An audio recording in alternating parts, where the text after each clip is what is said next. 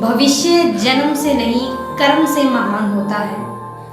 ये बात हमें बाबा साहिब बखूबी से सिखा के गए हैं। ये उनकी बात बिल्कुल सही है कि इंसान जन्म से नहीं अपने कर्मों से महान होता है। ये सृष्टि 4 वर्णों में बंटी हुई है, लेकिन उनका मूल्यांकन कर्म और गुण के आधार पर करना उचित है। जैसे बाबा साहिब ही नहीं, और भी ऐसे उदाहरण हमारे सामने हैं। रविदास जो कि एक संत रहे हैं, नामदेव वो भी एक संत रहे हैं, राम जिन्होंने जूठे बैर खाए थे सबरी के, वो भी एक दलित परिवार से ही रहे हैं। यहाँ तक कि रामायण लिखने वाले वाल्मीकि भी दलित परिवार से रहे हैं। तो ये सारे के सारे उदाहरण इस बात का प्रतीक है कि जन्म से कोई महान नहीं होता, उनके कर्म ही उनका रास्ता, उनका महानता वो तय करते हैं। तो बाबा साहेब जिन्होंने बचपन से ही ऊंच नीच, भेदभाव, छुआछात को इतना उन्होंने फेस किया है, तो जिस स्कूल में वो पढ़ते थे वहाँ पूरी क्लास में उनको एक साथ नहीं बिठाया जाता था। क्लास से बाहर उन बच्चों से अलग उनको बिठाया जाता था। बाहर बैठकर ही वो अपना अध्ययन करते थे। यहाँ तक कि स्कूल के अंदर जो पानी के मटके होते थे उनको भी हाथ लगाना मना था। वो इंतज़ार करते थे, तब तक प्यासे रहते थे जब तक उनको कोई चपड़ासी पानी नहीं दे देता था। लेकिन उस बालक ने देखो जो इतना छुआछात भेदभाव से जूझा हो, वही बालक किसको पता था, 9 भाषाओं के ज्ञाता थे वो, 32 डिग्रियां उनके पास थी और मतलब विदेश जाकर अर्थशास्त्र में पीएचडी करने वाले वो पहले भारतीय थे। तो किसी को किसी की जाति से नहीं आंकना चाहिए, ये बात वो बखूबी से सिखा के गए हैं। और जो लोग ऊंच नीच भेदभाव में विश्वास रखते हैं तो शायद उनको सनातन मूल्यों से वो अपरिचित है, उन्हें सही धर्म के बारे में पता ही नहीं।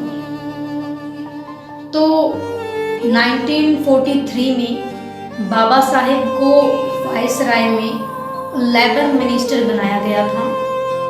तो उस वक्त जितनी भी लेबर मिनिस्टर की जो पावर थी वो उनके हाथ में थी।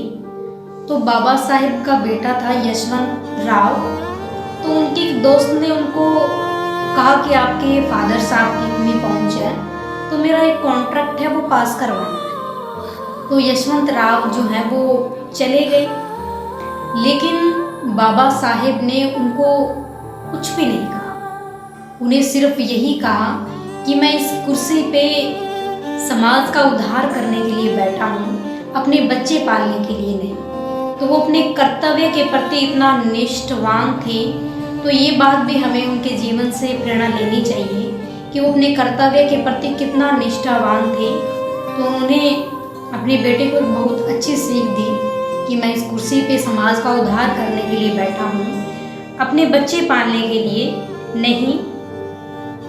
तो जैसे कि विजय तन की घड़ी भर की दमक है, इसी संसार तक उसकी चमक है, भुवन की जीत मिटती है भुवन में, उसे क्या खोजना गिरकर पतन में, शरण केवल उजागर धर्म होगा, सहारा अंत में सत्कर्म होगा।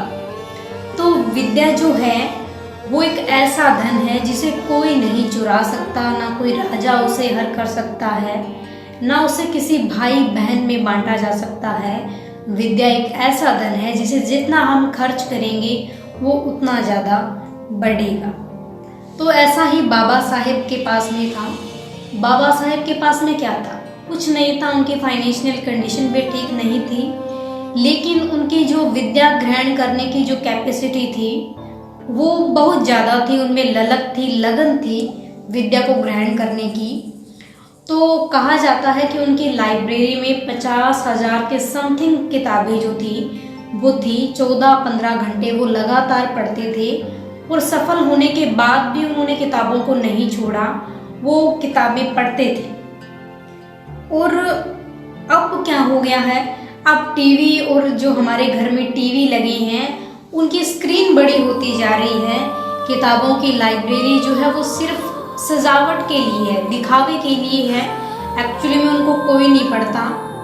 लेकिन हम आज बाबा साहेब के जन्मदिन से या उनकी जीवनी से यही सीख लेते हैं कि हम ज़्यादा से ज़्यादा पढ़ें, किताबों से जुड़ें। जो ज्ञान किताबों में है वो हम किसी टीवी या फ़ोन स्क्रीन के माध्यम से नहीं ले सकते।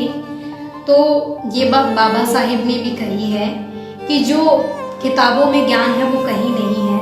अगर हम किताबों से ज्ञान अर्जित करने लगे तो हमें अपनी मंजिल खुद ब खुद मिल जाएगी। तो बस यही आपके लोगों के साथ शेयर करना था। वीडियो अच्छी लगी हो तो लाइक, शेयर, कमेंट और चैनल को सब्सक्राइब करना ना भूलें। एक बार फिर से उनकी जयंती पे उनको प्रणाम। धन्यवाद।